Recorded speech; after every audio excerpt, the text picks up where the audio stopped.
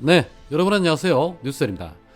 윤석열 정권이 들어선 이후에 지난 1년 3개월 동안 줄기차게 떠들어댄 말은 전 정권 때문이다 라는 말입니다.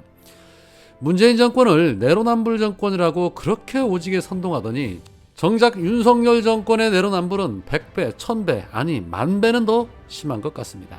대통령실에 이어서 국힘당은 잼버리 부실 준비와 운영미숙 등으로 논란이 일고 또 국제망신을 사자 사태의 심각성을 인식하고 이대로는 안 되겠다 싶은 나머지 결국에는 또 전 정권 탓으로 돌리기로 작전을 짠 듯합니다. 어제 국힘당의 강민국 대변인은 코로나19 이후에 최대 규모의 국제행사인 새만금 잼버리가 개최가 되자마자 온열병 환자가 속출하는 등 부실 준비와 운영 미숙이 지적을 받고 있다.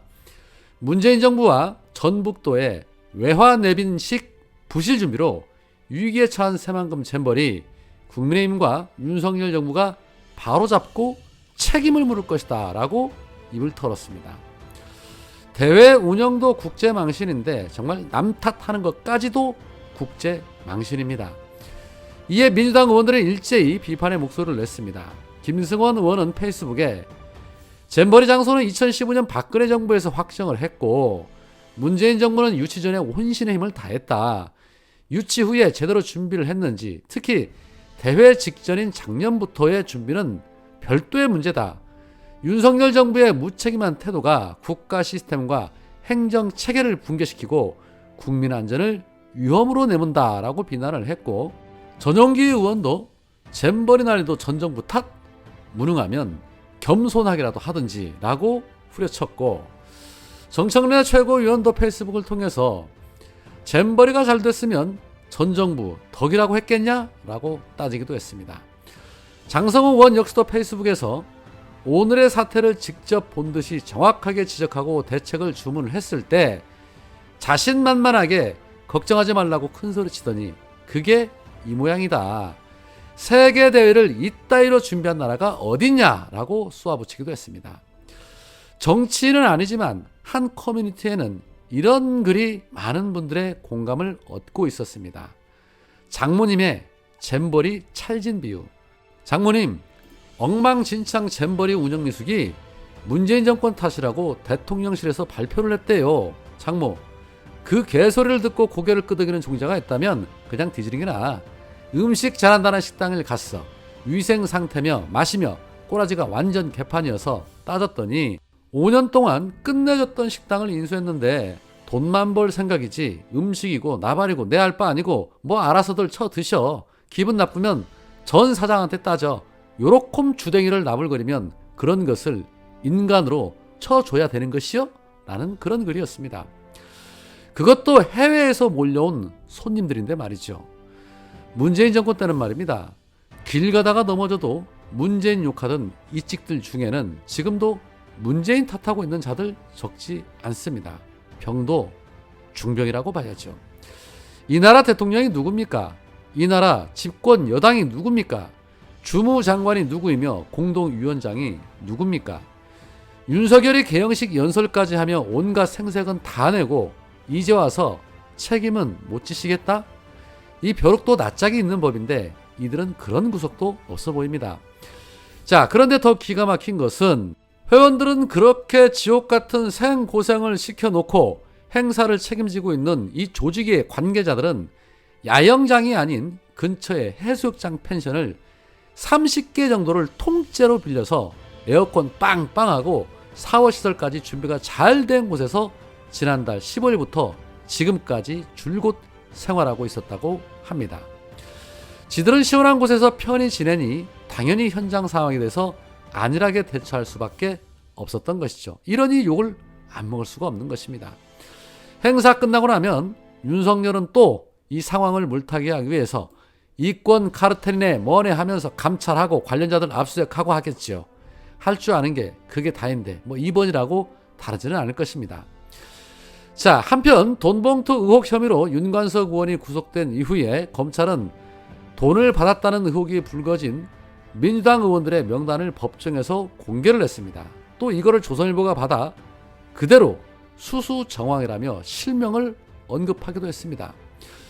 윤관석 의원이 2021년도 4월 28일 오전 국회 외교통상위 소회의실에 열린 송영길 후보 지지 국회의원 모임에 참석한 의원 10명에게 300만원짜리 봉투 1개씩을 전달했다는 것입니다.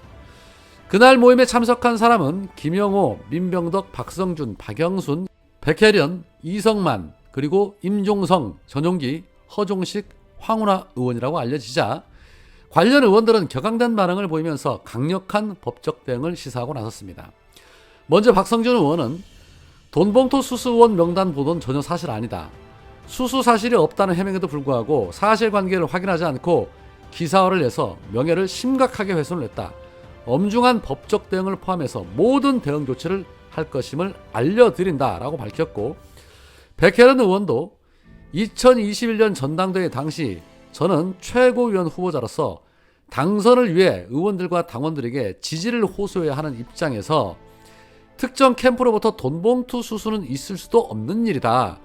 이러한 사실관계를 확인하지 않고 기사를 내보낸 행위에는 강력하고 엄중한 법적 대응을 할 것이다 라고 강조를 했으며, 전용기 의원도 돈봉투 수수원 명단 보도 전혀 사실 아니다.